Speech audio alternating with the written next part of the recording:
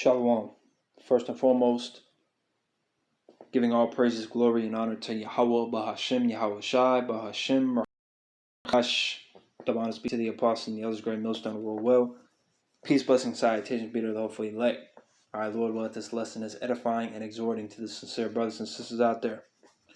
All right, this lesson, I think I'm going to entitle something along the lines of "No Matter What," and probably an all-cap lesson because that's just how serious this is. Because it's something I was thinking about earlier. We're not even really coming into. We're in the beginning stages of the times where tough decisions are going to need to be made.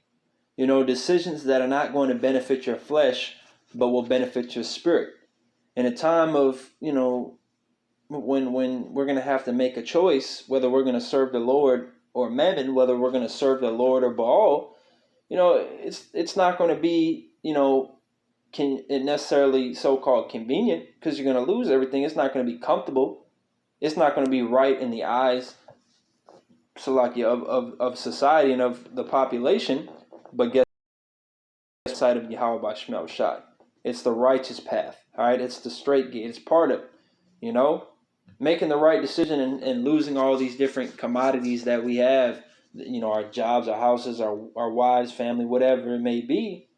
Cars, clothes, whatever, all the stuff that we're about to leave behind, because we're chasing that treasure in heaven, which is where our heart is also, Lord will, it's definitely an easy decision. It's not easy in the sense of, like I said, the flesh, but in terms of us, being, like it says in Amos 3 and 6, man. Let me just put it like this. Like it says in Amos 3 and 6, the Lord reveals his secrets unto his servants, the prophets. We believe we're those men. Lord, we're of the elect. We have the secrets. We know the end game. We know that if we take that jab or we take that zombie juice, we're going to be destroyed, man. We know that if we conform to this beast in any shape, form, or fashion, we're going to be destroyed. Yeah, it may be pleasing to the flesh and it may be convenient and comfortable for a period of time, for a season, but then the end is utter destruction, death, and woe, famine, peril, sorrow. All right. Whereas, we're sacrificing which we're not even comfortable. First of all, we're not even comfortable here, which is good because we hate this place, man. We want to get out. The Lord puts us in uncomfortable situations so we can continue to have a mind frame of F this place and we're ready to get out and preaching the downfall of the society. Because you wouldn't preach the downfall of a society that you actually are comfortable in and that you actually want to see flourish, right? So, which is, at the end of the day, it's the truth regardless. This place is going down. It's circling drain. It's through. Okay, it's done for. Finished. Right? The mom. But nonetheless, all right, for a lack of better terms, we're willing to sacrifice our quote-unquote comfortability, our social status, our jobs, everything we have to make it into those chariots, to make it into the kingdom of heaven. Okay, so I'm going to go ahead and get this. It's Revelation chapter 14, verse 4. And look at the chapter and the verse. 144. Okay? And this is a faith booster right here. It says, Revelation 14 and 4, these are they which were not defiled with women. Which is not talking about physical women. It's talking about these different ideologies and philosophies out here. Okay? For they are virgins. Which once again, goes into how they weren't. Like the brother just posted a video, how the elect cannot be deceived. All right, the elect aren't going to follow these different. They're not going to follow Christianity. They're not going to follow Islam, Judaism, Buddhism, atheism. They're not going to, look at Martin Luther King as a leader.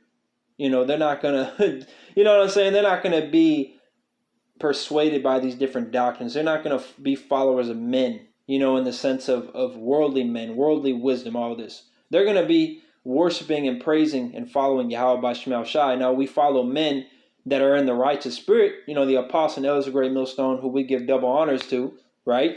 But we're not following vain men. We're not following, these wicked people out here, okay?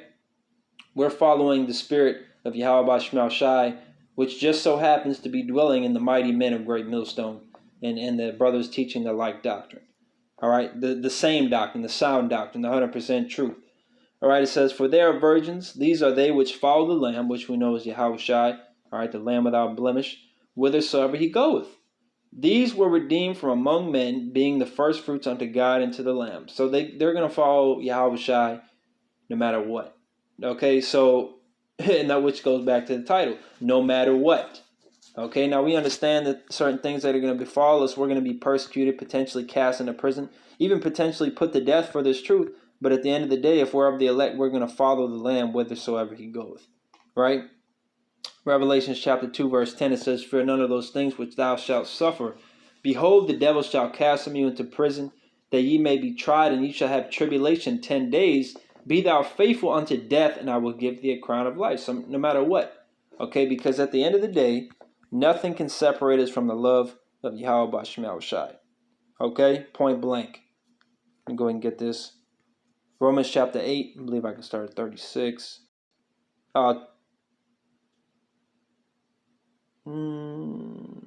Romans 8 and 35 down to 39. Who shall separate us from the love of Hamashiach? Shall tribulation or distress or persecution or famine or nakedness or peril or sword? As it is written, for thy sake we are killed all the day long.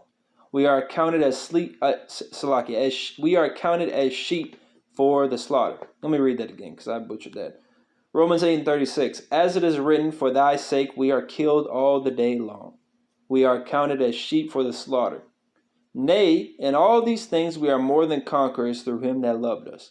For I am persuaded that neither death nor life, nor angels, nor principalities, nor powers, nor things present, nor things to come, nor height, nor depth, nor any other creature shall be able to separate us from the love of God which is in Hamashiach Yahushua our Lord. And that's spoken by a member, and I'm saying this through faith, by a member of the elect, Apostle Paul, right? Apostle Paul is a member of the elect. He's not going to be separated from the love of Yahweh by Shemel Shai. He's going to follow Yahweh Shai whithersoever he goeth. Okay? In fact, let me go ahead and get this scripture.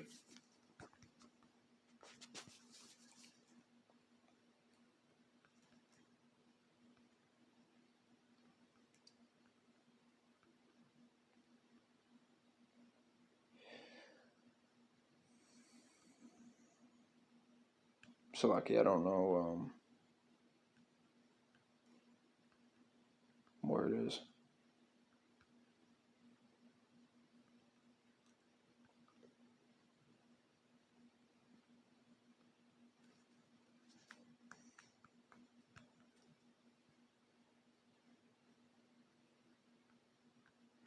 Salaki, let me pause this real quick.